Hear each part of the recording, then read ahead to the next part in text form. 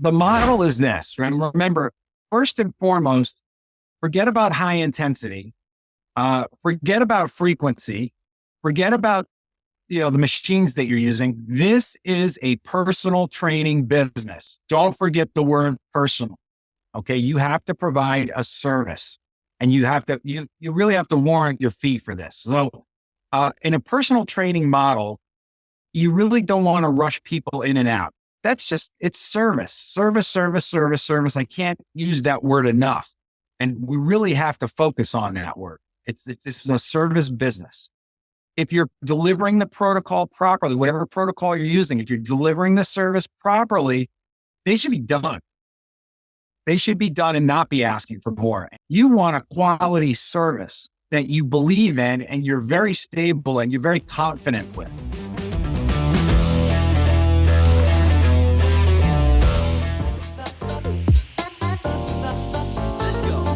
Welcome to another episode brought to you by Imagine Strength, the future of safe, simple, and effective high-intensity training equipment.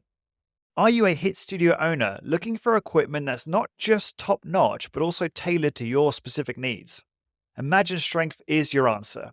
Inspired by the legendary Arthur Jones, Imagine Strength is revolutionizing the HIIT industry with their state-of-the-art yet affordable equipment.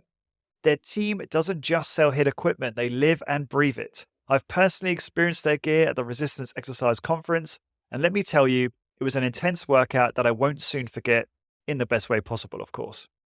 So why choose Imagine Strength? Number one, they provide customized solutions for HIIT studios.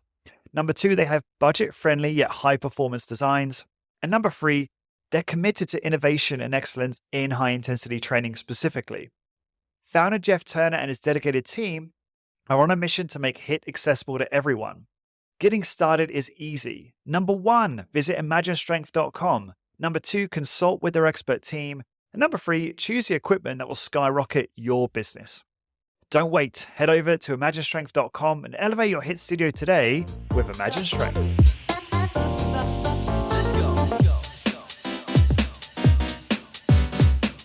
Lawrence Snell here, and welcome back to High Intensity Business, your one-stop shop for elevating your HIIT business and fueling your passion for high-intensity training. This is episode 454. Today's guest is Pete Cerqua, and by this point, Pete's been on the show so many times, we should just call it the Pete Cerqua Show.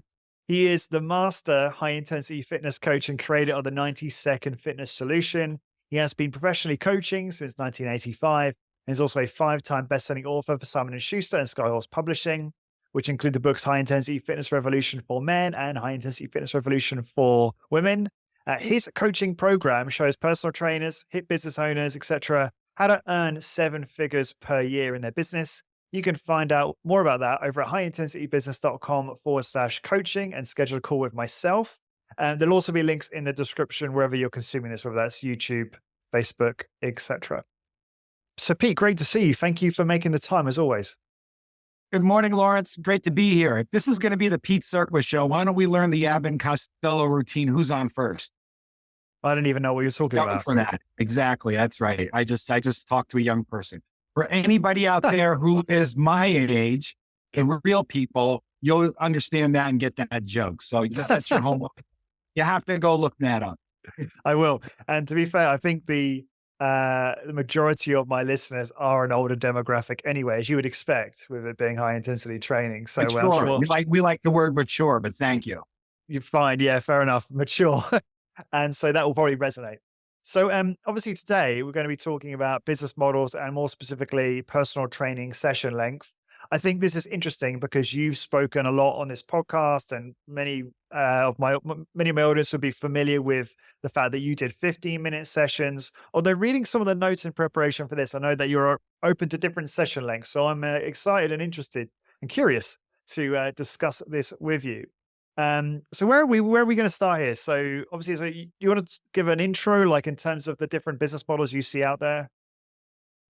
Sure. There's 3 basic models, and then there's frequency considerations. So your basic models that we hear in high intensity are 15, 20, and 30. We really don't hear any other numbers than that. And I've heard a few different combinations, 15 minutes once a week, 20 minutes once a week, twice a week, 30-minute sessions. And Then on top of that, I've never heard of 3 times a week, even though I do encourage people to offer that for, for quote unquote physical therapy reasons. So not for high intensity training, but for generating more sessions and providing a good service. So we're going to talk about these three uh, time periods, and we're going to talk about the frequency of them. Hmm. Sounds good. Okay. And we're going to go, but do you want to sort of start off by saying, because I know that it sounds like you feel like 30-minute sessions are still probably the best starting point in terms of session length. Do you want to just talk about that a little bit? 100%. 30 minutes. If you're looking for a hard and true answer, which one is best? And it's 30 minutes, period, end of story. And here's the discussion that I get into with a lot of trainers. They say, well, the workout only takes X. If you do the math on my workout, like one of my workouts, if it's 6 exercises at 90 seconds a piece, we're talking about 12 minutes, 9 minutes worth of work. So why am I scheduling 15 minutes? Well, sometimes I throw an exercise or two in there. So I might be up to 8 exercises or 12 minutes worth of work. But the model is this, right? Remember, first and foremost, forget about high intensity, forget about frequency, forget about the machines that you're using. This is a personal training business. Don't forget the word personal.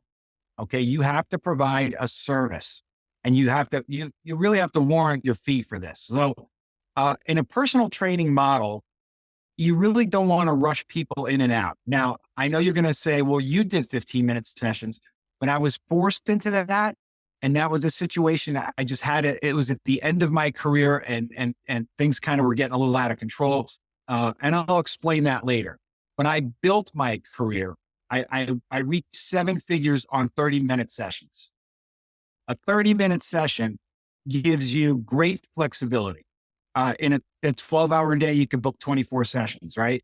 I routinely work 14 and 16-hour days. I'm crazy. But if you want to book 10 sessions in a day, it's only 5 hours worth of work, right? So that's 50 sessions in a 5-day week if you're not working Saturdays and Sundays. I would routinely work 6 days, and, I wanted to get 120-ish sessions per week. So give or take 10. But that's me. Okay. Don't go by the end of my career. I get a thumbs down bubble up by you. That was funny. Did you? Oh, that was not Yeah. intentional. It's okay. It's the honesty of the video. Maybe it's my facial expression. It could be. Yeah. It's that poker face. Now, when I'm on a coaching call with people, sometimes they throw that at me. Well, you did 15 minutes. I did 15 minutes at the end of my career. And that really needs to be noted. Okay. 15 minutes is, and I never scheduled 4 in an hour with the 15-minute sessions. I always schedule 3. You always need that buffer zone. But let's not talk about that right now. Let's talk about the benefit of a 30-minute session with a 9 to 12 or even 15-minute workout. First and foremost, clients are sometimes late. They walk in the door 5, 6, 7, 8, 9 minutes late. And you've got a 15-minute workout scheduled for them. So you're going to get it in. You got your 30 minutes and you're fine. When they walk in the door and they're a little frazzled, you just, hey, take a deep breath, have a sip of water, sit for 2 minutes. We'll be fine. We're going to get it all in. It's all good. You talk them off the ledge, which is part of the service. Okay. And especially for me in New York City, people are always moving 100 miles an hour. So when they walk in, they realize they're late for their session. They walk in. Are we still going to be able to get this in? Absolutely. Absolutely. Just take a second. You need to use the bathroom or something, we're fine. So that's one. Sometimes you even get into a situation where a client is 15 or 20 minutes late for a 30-minute block of time. I've got 2 options for that. One is, if my next client is 10 minutes early, I'll take them and I'll tell the late client, hey, sit down and I'm going to take them first, and I'm going to get you in, and you're fine. Everything's good. It's service, service, service, service, service. I can't use that word enough. And we really have to focus on that word. This is a service business. So having the option to be a good guy and give good service, or good gal and give exceptional service, and really just take it down a level. All right. So, the words high intensity can actually put a little, stress on somebody. Well, it's a high intensity workout. So, we really got to hit it hard, and it's going to be very intense. And yeah, I mean, the sets are going to be more productive, but let's just bring it down a level and not rush people or put that pressure on. Yeah, great advice. It takes me back actually when we first started Optima Strength in Galway. I was obviously very green in terms of personal training, and I had the advantage where I was using a lot of the advice and systems and principles that I had learned recording all these podcasts and all the stuff in the membership, and so I started off doing 30-minute sessions, but I crammed a lot in that 30 minutes, too much, at least for me, for us at that time. We were doing 10 to 12 exercises, and we were also doing educational bits as well. So at the start of the workout, there'd be a teaching focus, or we would educate the client on like a reason why behind the workout. And I'm not saying there's anything wrong with doing any of this stuff. I've advocated it for doing it to many of our colleagues. But I think where I was so new to it, I really struggled to kind of fit it all in, right? And I remember training one client in particular, and they felt rushed. They really felt rushed, and they said, "Are you in a rush or something?" And I looked at him and I said, in my back of my head, I'm like, yes, I am, because I have 6 back to back after you, and I don't want to run over. But I did not want him, obviously, to feel like that. And lo and behold, just quite a long time later, he did cancel. Wasn't being trained by me at that point, by the way. But but the point is that definitely did not come off well. And you never want to give that impression, I don't think, in for most of our businesses, especially where, like you say, customer service is paramount, and we're typically selling relatively high end services, so that customer service is just so important. And if a client feels like they're being pushed out of the studio, is definitely not what you want to achieve. It's interesting though, because the other way of looking at this is, I know, for instance, that different businesses have different preferences around how long the workout is, right? And I'm not sure if there's any right answer to that. And I think that gives us some freedom in the programming. So, for instance, Discover Strength, I don't know if this is still the case, but what they used to do, or perhaps still do, is they will literally train someone up to like the 29th minute or 28th minute. Like they'll give them like tiny bit of time at the end for maybe some feedback or something like that. And then and the whole mindset is, let's make sure we fill that time with as much stimulus as possible. I'm not saying that's for everyone, but that's the approach they take. So I think that's interesting. So anyway, just some thoughts I wanted to share on what you were saying there, Pete. Well, let's elaborate a little bit on your situation. So you put 12 exercises in a workout. Let's say the average time per exercise is 2 minutes, and that can include setting up the machine, getting the client in, going through the set. Maybe the set even goes upwards of 2 minutes, and then getting them to the next machine. Right away, you're at 24 minutes in a 30-minute session. So, how much time is there for hi, how are you? How you feeling today? What's going on with you? Same time next week. When do you want to come in and get, like, you really tightened it to the point. And then if your next client is in there waiting on you, you see that out of the corner of your eye, and there's that pressure. So you got pressure on both ends. You really boxed yourself in, and the client obviously picked up on it. Right. But if it's a 6 exercise routine at 2 minutes a pop and 12 minutes, well, now you've got this whole, buffer zone going where, there's in between exercises. Hey, how did that one feel? What do you think we should do on that next time? Do you want to pump it up, or, a little discussion, a little thoughtfulness, and then it's bringing your stress level down, and you're not looking in the back of your head. You're like, I got to get all this in. And they see that versus, let's do this one right. Let's talk about it for a second and let's hit the next one. Definitely. Yeah. I think also it was just partly the fact that I was so new to it. And I think that obviously a very skilled trainer can squeeze more in and give the impression that they're not rushed, and just, make that whole experience so much better. So it's also because I was just so new to this at the time. Yeah, and it's funny though, because obviously a better approach would be perhaps to have, like you say, done 6 to 8 exercises and maybe focused on, if that individual really wants to feel a big, metabolic hit and stimulus, then obviously I would do more compound movements, that type of thing. And yeah, and then it was much, much less stress, and they still got a great workout. So Right. And here's another factor that I definitely want to mention to everybody is guilt. So a high intensity trainer gets into business, and right away we are charging. And this is a podcast for another time. I know you want to talk about this. We are charging literally twice as much money, right? So if the average trainer gets $50 for an hour, we're getting $50 for 30 minutes or less, right? And then one of the questions I get during my coaching calls is, well, is it 15 minutes or 20 minutes or 30 minutes for the session, or for, the time that you're blocking out? And the answer is, it's the time you're blocking out. The workout itself should take half of that.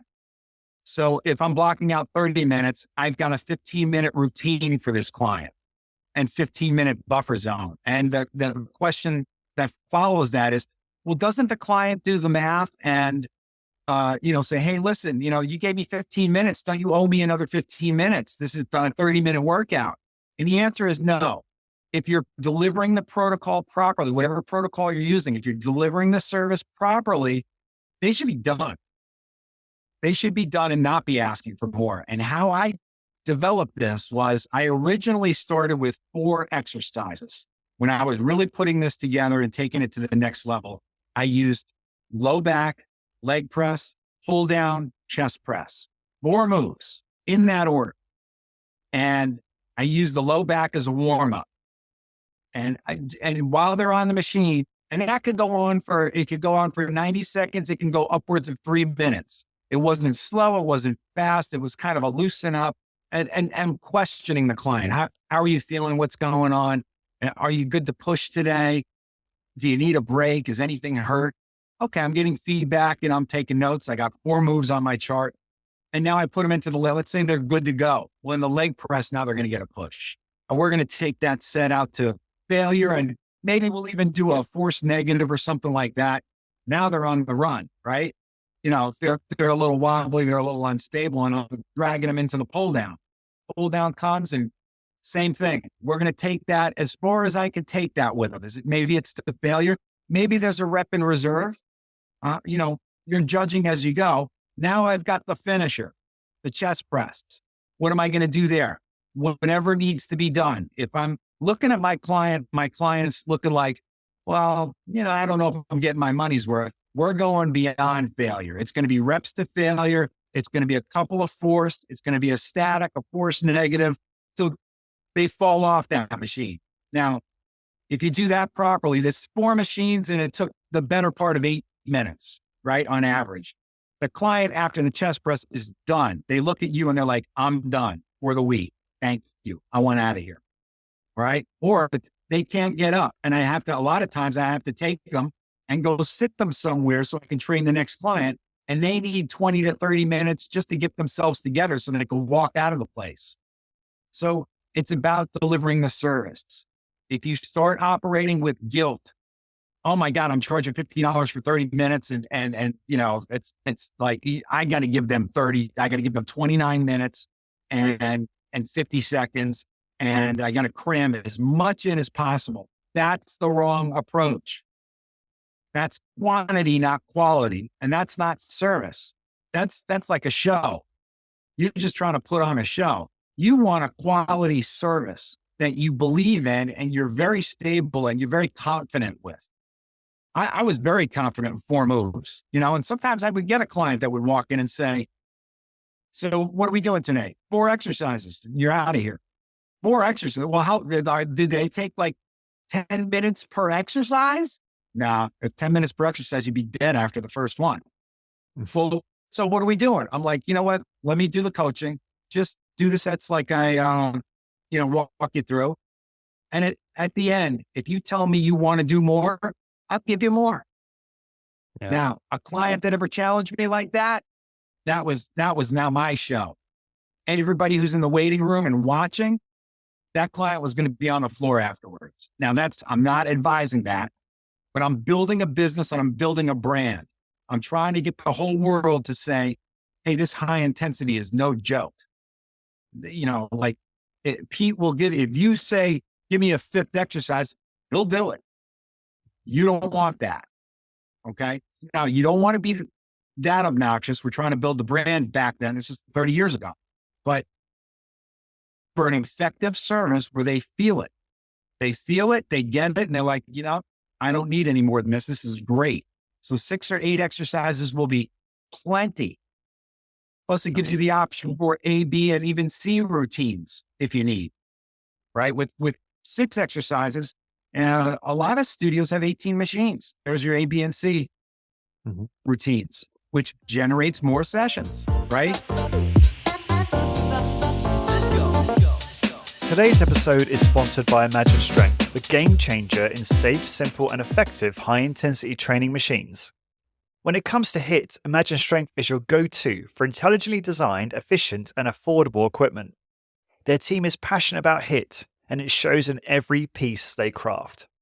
So why are Imagine Strength the right choice? Number 1, they tailor-make their equipment for HIIT studios. Number 2, they provide cost-effective solutions for your business. And number 3, they are committed to ongoing innovation and refinement. Ready to take your HIIT business to the next level? Visit imaginestrength.com to discuss your needs and find the perfect gear for your studio. Join the HIIT revolution of Imagine Strength and transform your workout experience today. Let's go. Yeah. Let's talk frequency next, Lauren. Well, just before we get into that, I just want to say a couple things. Really interesting. Agree with much of what you said. I know you weren't criticizing Discover Strength directly. Not you were at all. just no, I know, but I just want to still man them for a second because I just want it to be clear with them.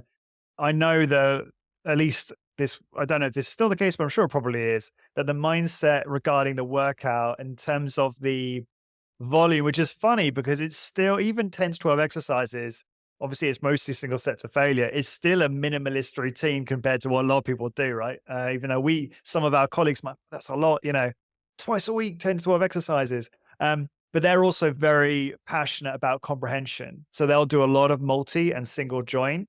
They'll even do, anterior tibialis exercises, and they'll do, specific single joint work for calf, hamstring, quadricep, hip flexors, all that stuff. So that's one of the reasons why I guess the workouts tend to be of higher volume in that sense.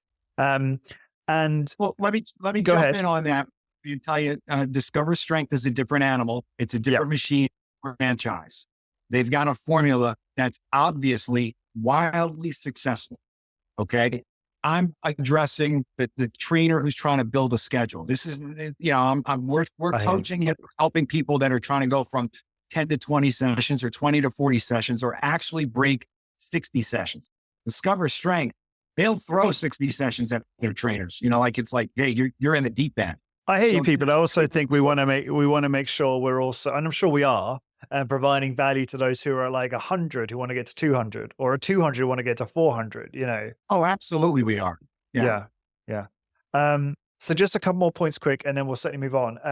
Just to clarify something, you said about you're booking a 15-minute workout for the client, but you're scheduling 30 minutes in your diary. So how are you positioning it when you sell it? Like, what does it look like on the website? Or when you're selling it to the client, how are you positioning it? Are you saying this is a 15-minute workout? It's a 15-minute session. Is that what you're saying? Or 20 minutes? My marketing would say 15 minutes once a week. My original marketing was 15 minutes per week. With, will make you smaller, tighter, stronger, and healthier. That was the postcards that I was sending out. I love it. That was the tagline I was using. 15 that minutes. That would resonate great now, I think, that type of tagline. It's huge. It may be millions. It'll make you millions. It holds up. And then when the client comes in, I say, listen, it's a 15-minute workout. When I do this in 30-minute blocks. And I tell them, just good. It's just good common sense, courtesy, and service. You could be 5 minutes late. You know what? I sometimes need a bathroom break and a cup of coffee.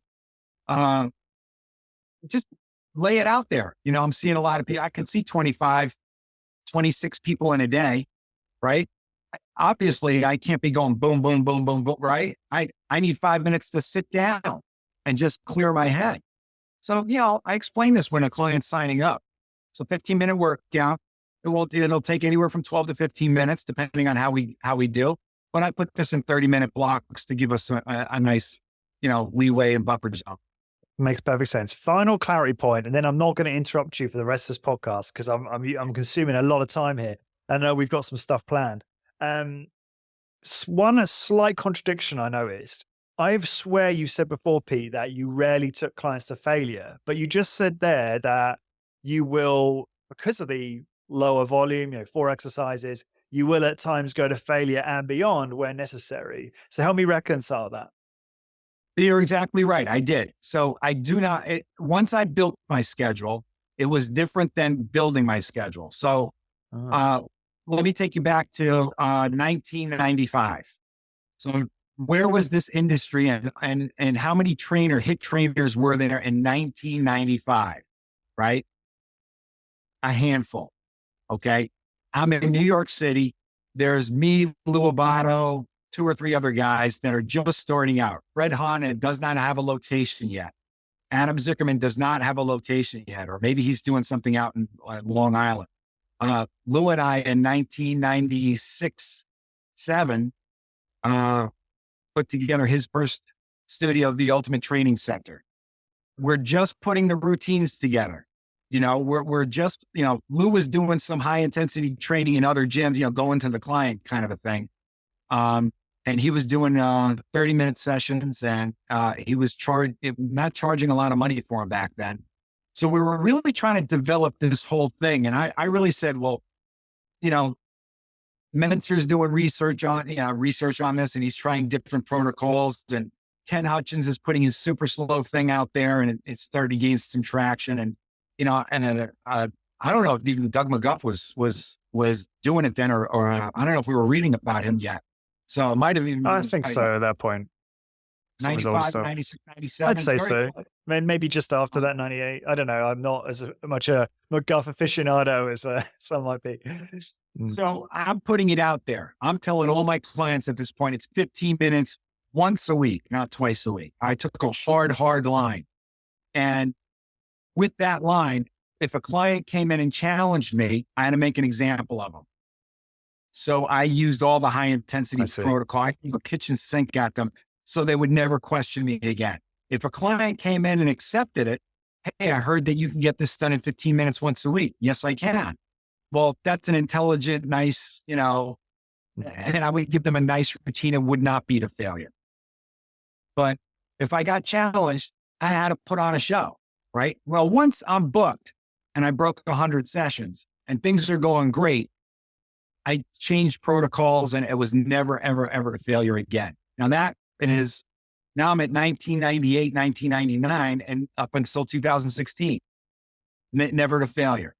So yes, you're right on both. I did go to failure in the beginning, only when I had to put on a show.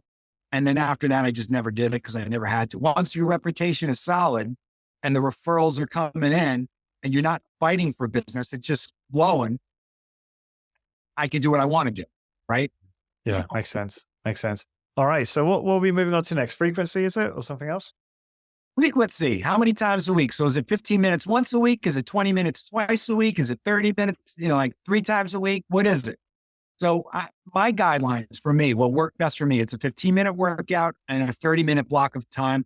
I used paper. I actually have a printout, which I can email you and show you, but I have a 2-week schedule on one sheet of paper that I started with because our computers were very, very limited back in 95.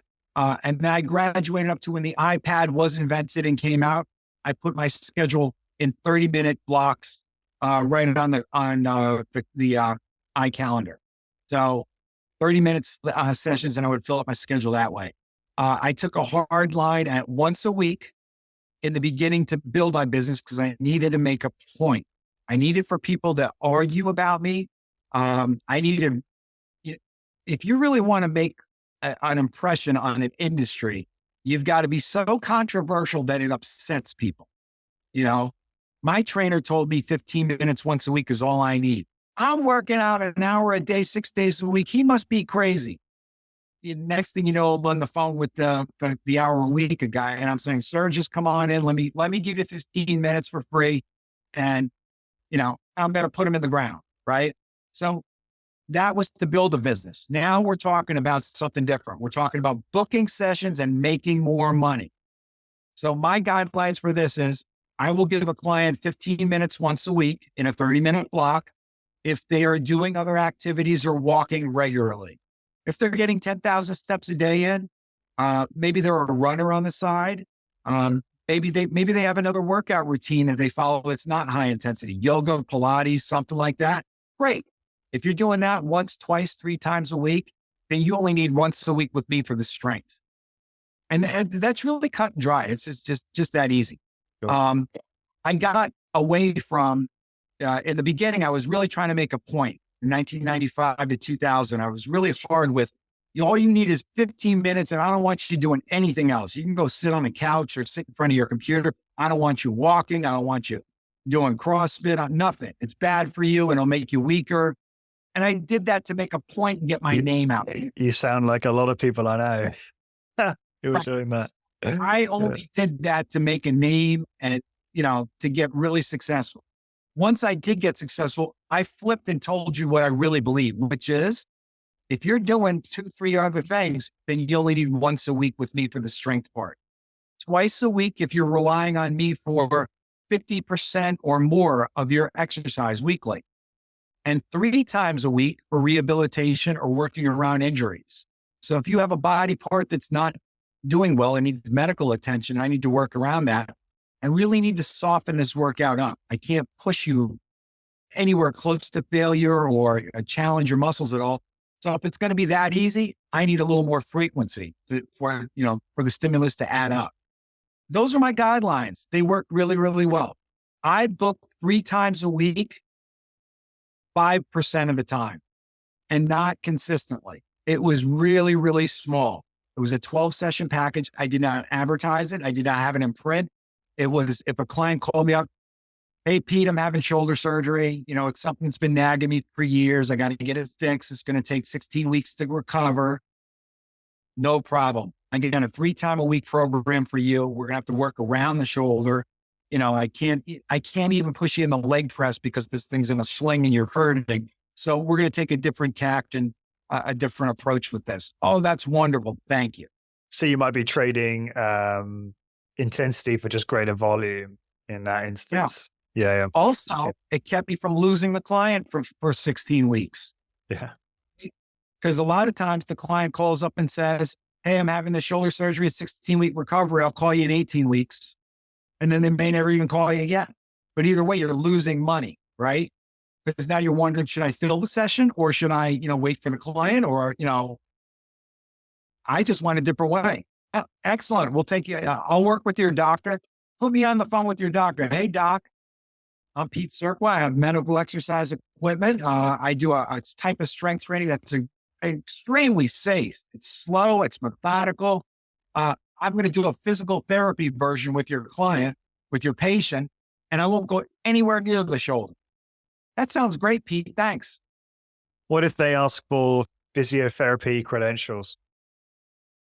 I tell them to go look me up and Google me. So, but no, nobody. Well, I'm curious if I'm just thinking about the listeners, if thinking of things they might be thinking about or ask questions they like asked. So if they're not you, I'm a strength training expert. I'm certified. I'm a certified strength training expert. This is about strengthening the body. I'm not a licensed physical therapist, but I use medical exercise machines called MedX. I use medical exercise machines like Nautilus, Imagine Strength. You can say it all. That was my line. I have been on the phone with doctors many times. And, I told them what I didn't embellish at all. And they signed off on it, right? Oh, that's, you move slowly and can't hold your breath. There's none of that nonsense. There's got to be continuous breathing. I will not exert your patient at all until you clear them for something a little bit more challenging. And I'll report into you. Cool. They, Great. they said, oh, it was great. So I got more sessions, not less sessions. All right. So I just wanted to step back a second. I think you do a great job here when trying to, I mean, I know you touched on this earlier, which is like when you get clients push back on the idea of well, hang on, I'm paying you for a 15-minute workout and you're making as much as, a personal trainer who I pay hourly. And maybe you talked about this already, Pete, so forgive me, but I love the way you put it in the notes here about you're just comparing the actual time under tension between the two workouts. And that's it's probably a concept that the client or prospect has never actually come across before, right? When you compare that, we can even embed what you wrote here actually in the blog post, because I think it's very useful just to have as a reference on the post there. But do you want to just quickly recap that, if you don't mind, just that logic and how you persuade clients and with that? It's great stuff, and you'll get a lot of value out of this. I actually wrote about this exactly in my first book, The 90-Second Fitness Solution from Simon and Schuster. They wanted to see the math, and I wrote it's a whole chapter. But let me summarize it for you. And it's always worth going over, because if you have this math in your head, it's part of your sales tool. And I use this during a consultation. I'll say, listen, I sit a client on a pull down machine just for conversation. And do you go to the gym? Have you ever been to the gym? Yes. Do you do this pull down exercise? I'm never speaking technically. I'm not dumbing it down. I'm just trying to relate. Yeah. No, we do this at the gym. Okay. On average, how many pounds would you use and how many sets and reps? Oh, 30 pounds, 40 pounds is a female client, right? 30, 40 pounds. I never hear 50s or 60s. And what do you like? 3 sets of 12? Is that yeah. Oh yeah. 3 sets of 12. And I do about a dozen exercises. Great. And I write that down. I say, let me do the math for you and show you how my 15-minute workout is actually twice as much work as your 12 exercises at 3 sets of 12. Now I've got their attention, right? So the average, I said, when you're doing the pull down exercise, you're kind of moving like this. It's not too slow, not too fast. Yes. Well, and I take out my stopwatch, and sometimes I even count a few reps down for them just to show them. The average 12 rep set done at normal speed, takes about 15 seconds. 3 of those sets is 45 seconds worth of work. I find that to be inefficient for a few reasons. Number one, you're pumping your muscles. You're not challenging them at all. So you're not getting that strength component that we're looking for. You're probably inflating your muscles a little bit, which I know you want the opposite. You want a little tighter look. You don't want a puffier look. And then you're not using enough weight. So you got 45 seconds times a dozen exercises. That's 540 seconds worth of work, or 9 minutes. So you're doing 9 minutes. Now, let me ask you a question. You go to the gym for an hour, you're working with a trainer for an hour, you're doing 3 sets of 12 on a dozen exercises, and we just did the math. That only takes 9 minutes. What the heck are you doing for the other 51 minutes? And they, if they're working with a trainer, now they're like, wow, what are we doing? Well, if you're talking about your boyfriend, your girlfriend, your wife, your kids, your job, is it a therapy session, or are you actually getting anything done? I just want to take the 9 minutes that's productive and let me demonstrate that one of my sets is mathematically equivalent to 6 of yours. And I will get a better result, and you'll feel the muscles, and you'll understand why you could be out of here in 15, 16 minutes, no problem. And you'll get it all in. And then we try a set that's 90 seconds long. Perfect. And then that does the rest of the selling for you. Yeah, it's a great point, and really well communicated there. I remember I've had several conversations with people who've complained to me about their personal trainers. Oh, they're a nice guy or girl, but they just talk too much. And we don't, sometimes I think, did I actually get my money's worth in that workout? So it comes up a lot. And Pete, I'm really aware of time. We definitely need to wrap up in like 2 minutes. So do you want to give one final point and then we'll wrap? Maybe we can save some for another if we've missed anything. You just touched on a little bit, verbal vomit. And that's something I go over multiple times and I would like to go over multiple times. You need to have confidence in your workout. You need to have confidence in your whole system. How many minutes you're training somebody, how many minutes you're putting aside. If you have confidence in it, you will sell it with no problem.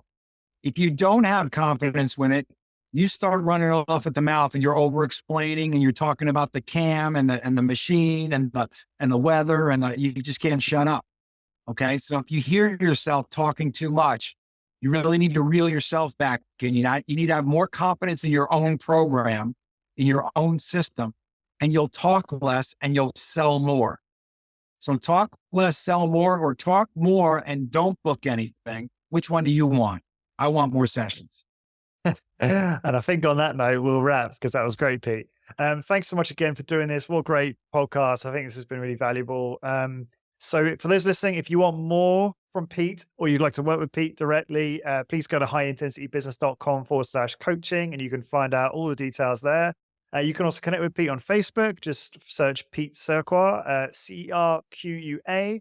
And finally, to get all the show notes for this episode, please go to highintensitybusiness.com. Just search episode 454 or go to YouTube. We're really big on YouTube now. At least we think we are. And until next time, thank you very much for listening. This episode is brought to you by Imagine Strength, your go-to for safe, simple, and effective high-intensity training equipment.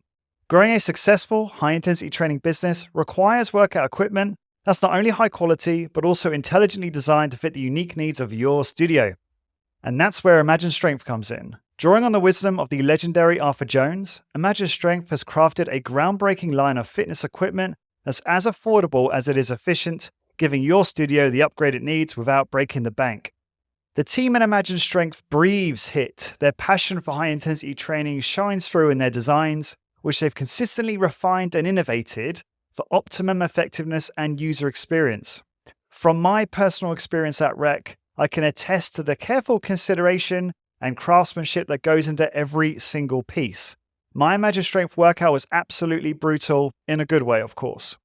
Now, what makes Imagine Strength truly stand out? They have innovative equipment tailored for the unique needs of HIIT studios, affordable and efficient designs, lowering the barriers to entry for a HIIT business, continuous innovation and refinement ensuring your studio stays ahead of the curve. Founder Jeff Turner and his team are dedicated to moving the HIIT industry forward and making strength training accessible to more people than ever before. Here's how you get started. Number 1, visit imaginestrength.com. Number 2, discuss your specific needs with the team. And number 3, select the equipment that will propel your business to the next level. Head to imaginestrength.com today and give your HIIT business the Imagine Strength edge. Be part of the HIIT revolution and see firsthand how their unique equipment can transform your studio's workout experience. Elevate your HIIT business with Imagine Strength. Let's go.